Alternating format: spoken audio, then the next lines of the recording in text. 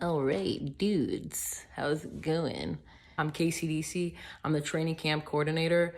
So I just wanted to go ahead and make a post about gear just to make sure that everyone's on the same page. I will put links below or above, I don't know how it's gonna work, of resources of where you can find gear like skates and pads and tools. But I figured it'd be cool to just kind of give you guys an idea of what I skate with. Okay. First, and probably most important, is your helmet. I have an S1. I think most people on my team have S1 helmets. I got mine from a league mate that no longer skates with us, but it was a gift, and yeah.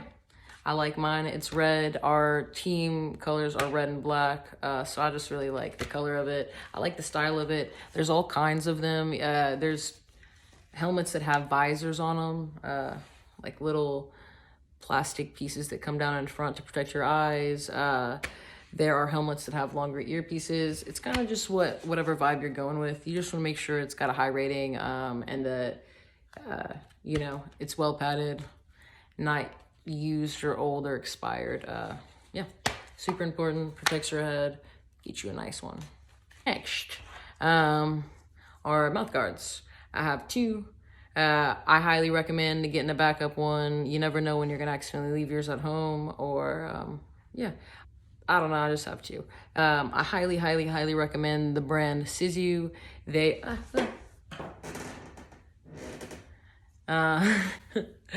they're great. They're like $20, and I'm pretty sure if you register them, there's some sort of like insurance put on them, or like some sort of, like, if you register for them, something happens with your teeth, they help pay for it.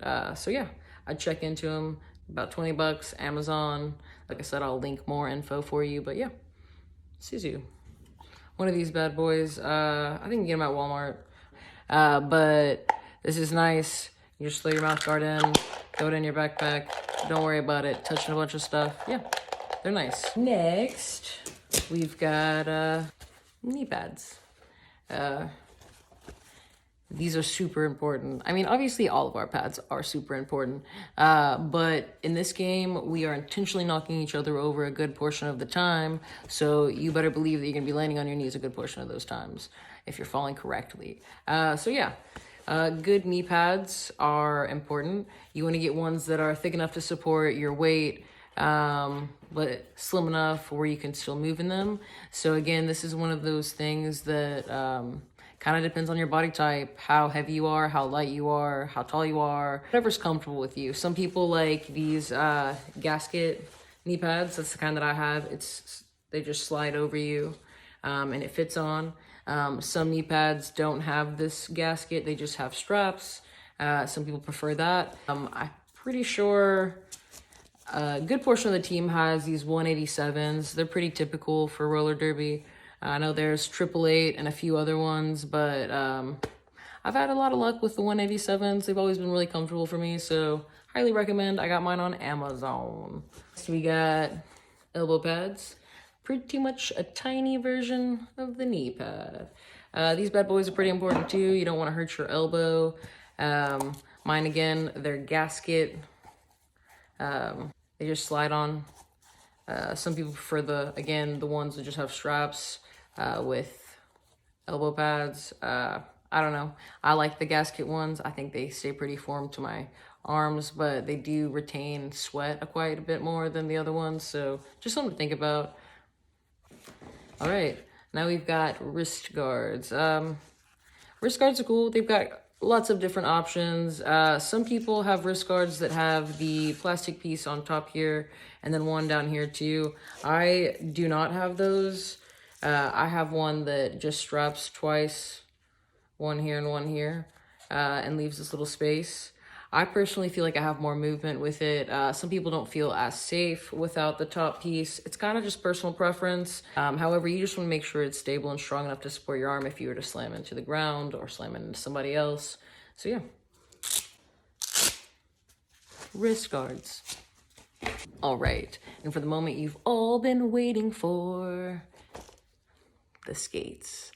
these bad boys will become your best friend. Like, I started off with a pair of, I think, $40 skates from, I don't know, it was like some sports store. I quickly moved up to Rydell's because I had a skater that gave me them as hand-me-downs, and I quickly realized that I was not a bad skater.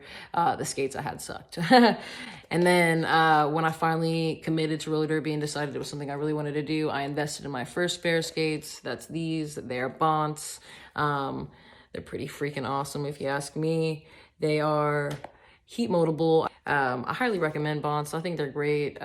They've done me great.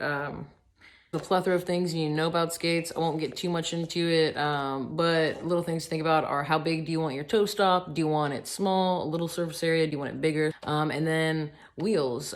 Depending on how hard or how soft your wheels is depending on how much you're gonna slide. The softer the wheel, the stickier it is going to be. The harder the wheel, the slicker it'll be. Little things to think about. If you're trying to decide on what kind of gear to get, what kind of skates to get, and you're not sure completely on what you're feeling, invest in some cheap skates, some cheap gear, come to a few practices, decide if that's something really you want, something you really want to do, something you really are committed to. And then once you really decide what you want, you can invest more into more expensive gear or just like higher quality stuff that really fits your body type and what you feel like you need for the skills that you're practicing for. Stay strong. We are LRD.